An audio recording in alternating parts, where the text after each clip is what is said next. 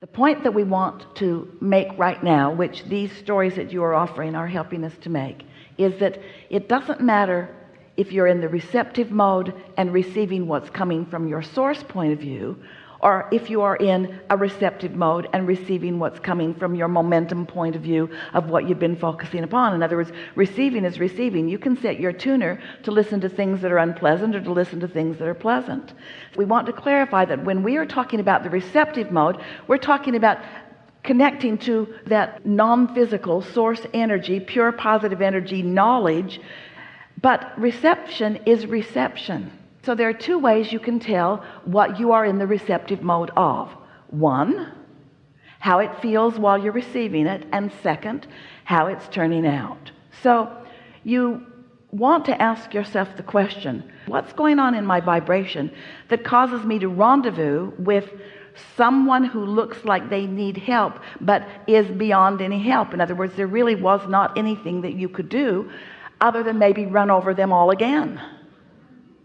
There was not anything that you could offer to that scenario. So then the question is, so why am I there? And we want to say that when you're looking for the value of it, that the value of it is to understand that there are a lot of people that are looking for weight loss, who are not ready to be ready to be ready to be ready. And they've tried this and they've tried that and they've done it all, but they haven't shifted their vibration enough for there to be any sustaining of what they're looking for. And so unless you are able to insert into any conversation this satisfaction factor, unless you can, as you're moving, because let's say that you're moving from not only not enough money, but maybe strong, powerful debt, and you're wanting to be prosperous. Well, it seems like that's a long physical gap that you have to fill in order to get to where you want to be. And so then we want to insert, but you can't get there from there. And a lot of people would say that they believe that because everything that they try doesn't reduce their burden and doesn't get them closer to where they want to be. And we want to say that's because you're going about it in an action-oriented way rather than in a interpreting of energy sort of way, rather than getting to the place where you're receiving the inspiration and being satisfied with the inspiration. In other words, satisfied with the idea even though it didn't lead to money in the bank, satisfied with the idea even though it didn't lead you to the full weight loss that you want right now, this red hot minute. Satisfied now. This is the message of this seminar, finding a way to feel satisfaction now. And it isn't about giving lip service to it. It isn't about saying things that you don't mean. It isn't like putting a happy face sticker on your gas gauge so that you can't see that the tank is empty. It's about genuinely starting in a place through meditation where there's no resistance and allowing the momentum to increase until there is enough momentum that you are actually feeling the satisfaction of receiving an idea. Does that make sense to you? So these three things did all come together because they are all part of the same vibration. And really, this is the most important thing that we want to say to you, to all of you. There isn't something that you need to get to the bottom of that is at the basis of these three experiences. And trying to find that basis is what will keep that active so that you'll see more birds that have been run over. You follow what we're getting at? As long as you keep a question active, I don't know why this happened, and I don't know why this happened, and why did this happen? All that does is keep active whatever it is that causes more things to happen that are like that. And so it is enough to say, it doesn't matter what's active within me, because you cannot get to the bottom of anything because there is no bottom. You cannot get to the bottom of it. All you can do is just activate it more until it shows up in more ways and in more ways and in more ways and in more ways. So what is the general thing that you're looking for? The general thing is, I want to feel good. I want to feel satisfaction. And so start with some subject where you find that easily, or meditate where you don't find it easily but where nothing is there, and let your inner being guide you to the thought that will lead you to the satisfaction. Sometimes what happens, it happens with a lot of you, happens with everyone, it happens with Esther, is that you find yourself more heady, more trying to figure things out than is really good for you. It's like you called it a puzzle, and Esther will see something on television and she'll say, "Ooh, I cannot figure this out. I do not believe what they're saying about it. What is the true motivation?" And we say, "Esther, you cannot get there from there."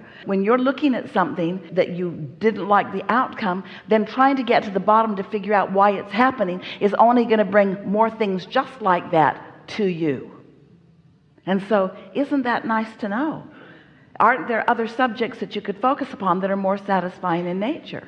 It's like, let's say that there's a buffet of movies that you could go to, and some of them make you feel terrible as you're watching them in different ways, and some of them make you feel wonderful. Would you go to a terrible movie and then try to figure out what you would do to change that movie so that you would feel better, or to even understand, or would you just choose a movie that makes you feel better? And that's what we're wanting to convey here, is that this business of creating is much easier. It's odd that we would say to you, "You use too many words," with as many words as we offer.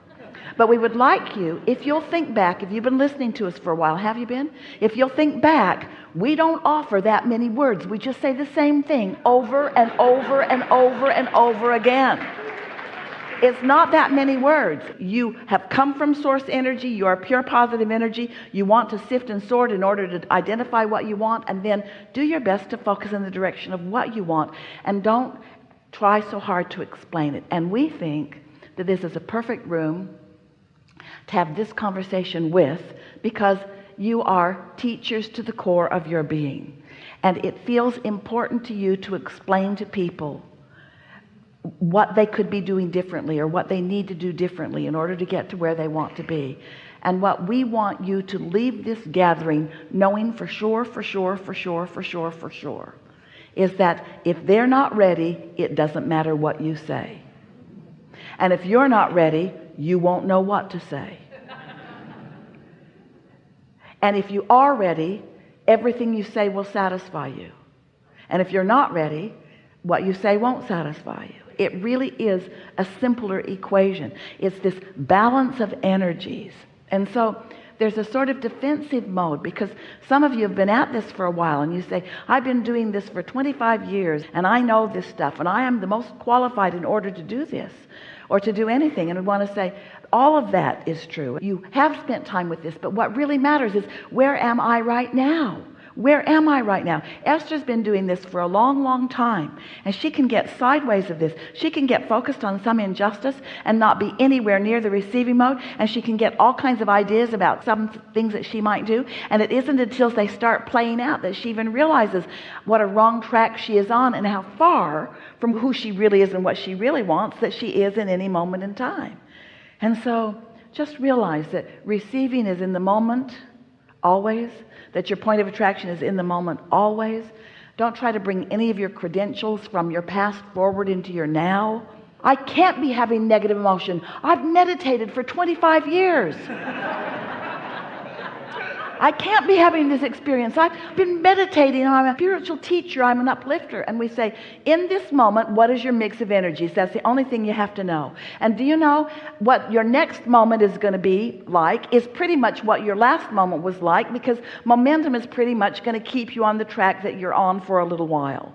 That's why we are really talking a lot about, we've been writing processes. Esther did enough focus wheels that she could fill a van full of notebooks from the focus wheels that she's done. And the focus wheel is a process. Now let's talk about it just for a moment. Focus wheel is a process where you can feel that you're off on something and you want to focus yourself back into alignment. But the harder you try, the more off you get. And so you find something that you feel good about that's sort of kind of on that subject, and you focus on that until the next idea comes.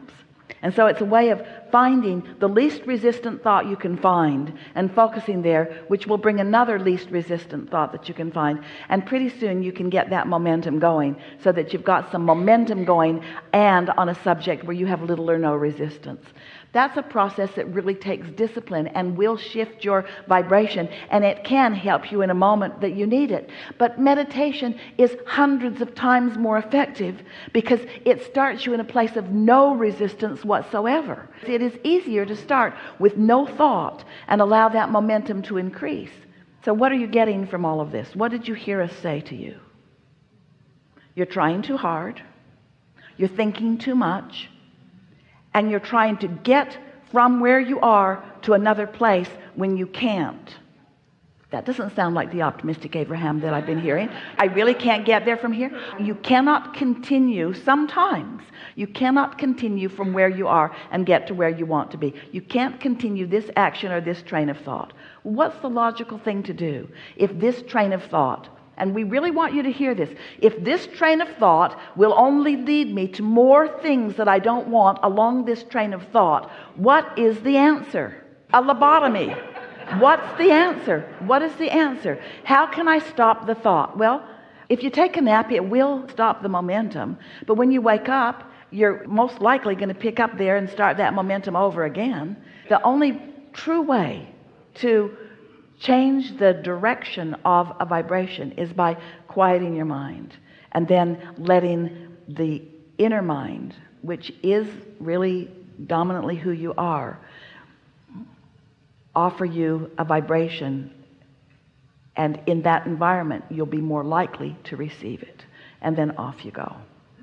You are the best example that we've ever seen of someone who is a powerful teacher, who is very good at focusing, who very often gets into a place of pure positive energy, but who is like a dog on a bone, and when you get hold of a thought, you're going to try to think your way out of it. And that's why these things are just kind of raining in on you. We especially liked how you got stranded on the mountain a little bit, where you couldn't decide to go forward or backward. Neither was a good option. Neither was a good option. And yet still was not a good option either. It couldn't be done. So I had to choose one. We understand that, and that's how it feels so often, and that's what so many people are doing. They wait until they're in a bind, and then they try to think their way out of the bind. But we want to say, how's that working out for you? And so what you're wanting is to preemptively put yourself in a place of better reception, where you get the impulse of where to come, where the impulse is coming from someone who really knows where you are. That was such a literal experience that speaks exactly to what we're talking about. And the only reason that you went forward was because backward felt so scary, because you imagined yourself careening down the mountain and tumbling and dying like the duck. That's the only reason that forward was the better option, because backward was a horrible option, but neither was a very good option. So you find yourself so often in your physical life experiences feeling like, well, here I am and I've got to do something. And in the examples that our friend offered here, it does feel like I need to do something. And what we are begging him to do is to take more opportunity to not do something and to realize I cannot get there from here. This is one of the best sales jobs we've ever done on encouraging you to meditate, and your introduction of your stories is an example of why to do it, because you just can't get there from there.